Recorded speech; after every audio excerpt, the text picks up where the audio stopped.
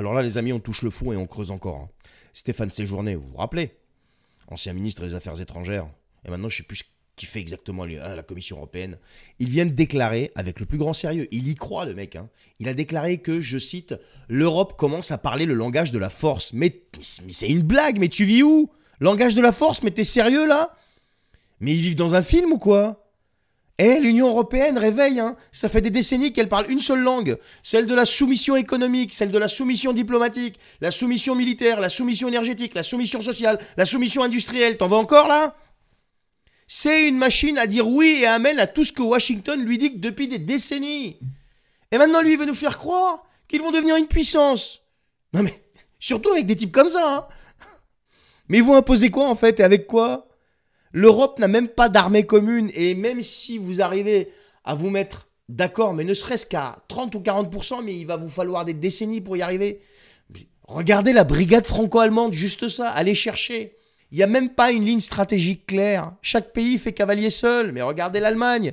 Elle veut acheter des F-35 aux États-Unis, malgré tout ce qu'on sait aujourd'hui sur ce que font les Américains sur leur F-35. Personne n'est foutu de défendre ne serait-ce que ses frontières.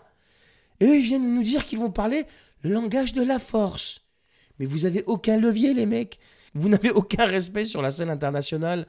La Russie vous ignore, la Chine vous contourne, les États-Unis vous utilisent. Et les peuples européens, eux, mais ils vous vomissent de plus en plus. Et ce Séjourné-là, le petit Fanou, là, qui n'a jamais prouvé quoi que ce soit d'ailleurs, qui a zéro légitimité, qui sort tout juste de la case, je sais pas moi, ministre des Affaires étrangères, assistant politique, je sais pas trop ce qu'il était, il vient jouer les stratèges de la nouvelle Europe. Puissance. Mais mec, t'as même pas d'autorité sur une pauvre réunion Zoom.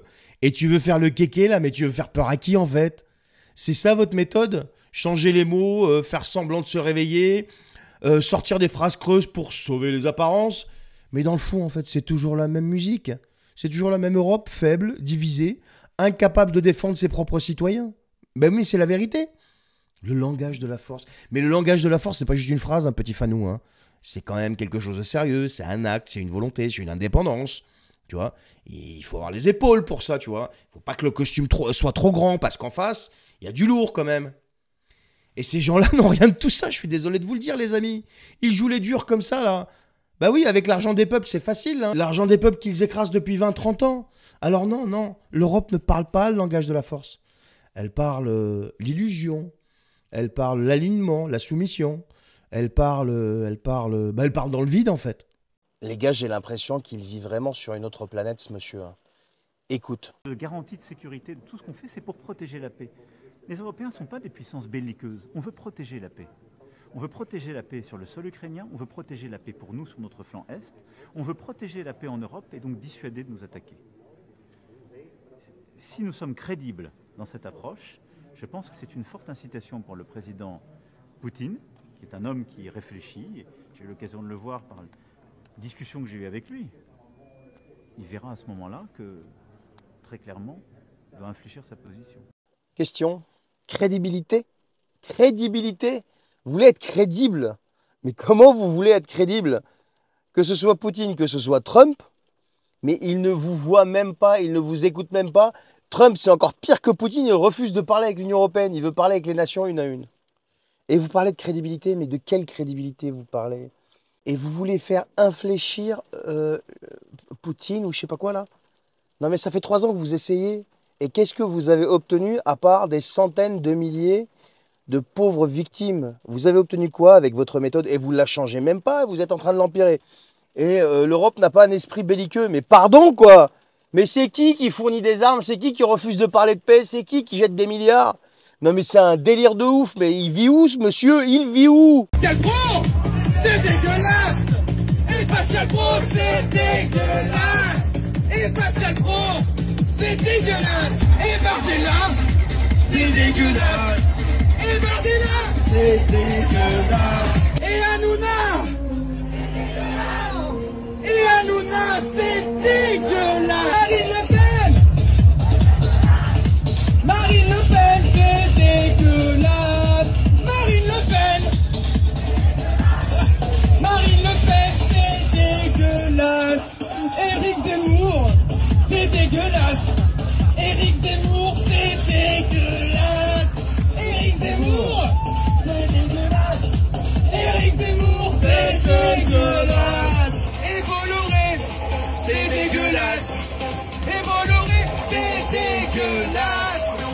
Bon, ben, vous aviez eu les casseroles contre la réforme des retraites. Maintenant, vous avez ça contre l'extrême droite. Voilà. Bah ouais, non, mais c'est pas... Ça rigole pas, hein. C'est dégueulasse. Oh, mais quel monde, je vous assure, mais c'est un truc de fou. Là, celle-ci, je suis sûr que t'es pas prêt. Je te jure, c'est vrai. Écoute bien. Antoine Léaumont, député de la France Insoumise, vient de dire sérieusement, en plus, hein, il a dit sérieusement que le canard devrait être reconnu comme un élément du patrimoine culturel français. Écoute bien, au même titre que le vin. T'as bien entendu. Pour lui, se rouler un joint, tu vois, c'est comme déboucher une bonne bouteille de Bordeaux, en fait. Planter c'est comme faire les vendanges, en Bourgogne, par exemple. On serait avec lui presque à 2 doigts de mettre des labels, genre Château THC 2025, tu comprends? Mais c'est un truc de fou. Mais dans quel monde on vit, là? Mais ce type est député. Bon, le vin, pour sa culture générale, c'est des siècles d'histoire, de terroir, d'agriculture, de gastronomie, de transmission. C'est un savoir-faire qui est reconnu mondialement. C'est la France, bordel. Et lui, il vient te dire quoi? Que le canard, c'est pareil. Mais c'est ça le niveau des élus d'aujourd'hui. Mais imagine-toi une seule seconde, un Georges Marchais à l'époque, puisque c'est un communiste, qui te dise des choses pareilles. Non mais le gars, il est député, il est payé avec nos impôts pour faire des lois, défendre des idées, et sa grande proposition, c'est de mettre de la bœuf dans la même catégorie que le pinard. Mais sérieusement, il se rend compte de ce qu'il dit, ou il est déjà sous un effet un peu spécial là? Mais ces gens-là passent leur temps à faire la morale, à expliquer ce qu'il faut interdire, ce qu'il faut censurer, comment tu dois vivre, et pendant ce temps, eh bien, ils veulent que la culture du machin là soit protégée comme un patrimoine national. Mais on est où là? Mais on est chez les fous, j'en peux plus. Mais c'est quoi ce truc? On vient d'apprendre que la ministre de la Santé, Madame Vautrin, va limiter la délivrance des pansements par les médecins à 7 jours. Alors si vous avez besoin d'un pansement pendant plus de 7 jours, eh bien ça sera difficile, il faudra renouveler l'ordonnance, etc. Et puis pendant ce temps-là, on délivre des milliards à la terre entière, 15 milliards pour l'Ukraine. On aurait pu rénover tous les hôpitaux de France. On aurait pu construire 50 hôpitaux ultra-modernes. Mais on va pinailler sur les pansements. Voilà la réalité. On est dans un pays de fous. Est-ce qu'avec cette mesure, on va restreindre les dépenses de l'État? Il y a 20 milliards de dépenses de fausses cartes vitales. Ça n'intéresse personne. On donne 10 milliards à l'Union européenne, 15 milliards à l'Ukraine. On gaspille tout l'argent des Français. Mais vous n'aurez plus le droit d'avoir un pansement. Non mais moi, il y a un truc qui me choque. Mais où est-ce qu'ils trouvent tous ces milliards? Où est-ce qu'ils trouvent tous ces milliards? Mais ils vous parlent de milliards alors que toi, le 5, le 10, le 15 du mois, c'est déjà chez toi la fin du mois. Et eux, ils te parlent de milliards comme ça, tout va bien. Ils trouvent 5 milliards par-ci, 10 milliards par-là, 15 milliards par-là, 20 milliards par-là. Mais c'est un truc de fou. Et l'autre, elle vient te limiter les pansements. On distribue des milliards à la planète et à l'univers. On balance des milliards en Ukraine, mais en veux-tu, en voilà. Mais c'est un truc de fou. J'ai jamais vu ça de ma vie. En même temps, les autres guerres ne nous intéressent pas. Hein. Il faut dire les choses. Gaza, Liban, tout ça, on s'en fout. Mais... Et là, on te dit en France qu'il faut limiter les pansements pour faire des économies. Lui, il a été poli encore. Moi, j'ai envie de me lâcher plus que ça. Mais le problème, c'est que si je me lâche plus que ça, le compte va sauter. Comment tu veux essayer de rester calme? Non mais, on te limite les pansements, les médecins. Non mais c'est un truc de fou. Mais t'as vu les idées qui te sortent? Enfin, je sais pas, moi, ça me dépasse complètement. Oh, Hanouna serait avec la fille de Brigitte. Oh là là, Paris Match a sorti des photos. Non mais les gars, depuis quand vous croyez les conneries de Paris Match déjà d'une? Et ensuite, qu'il soit avec elle ou avec je ne sais qui d'autre, mais on en a rien à foutre.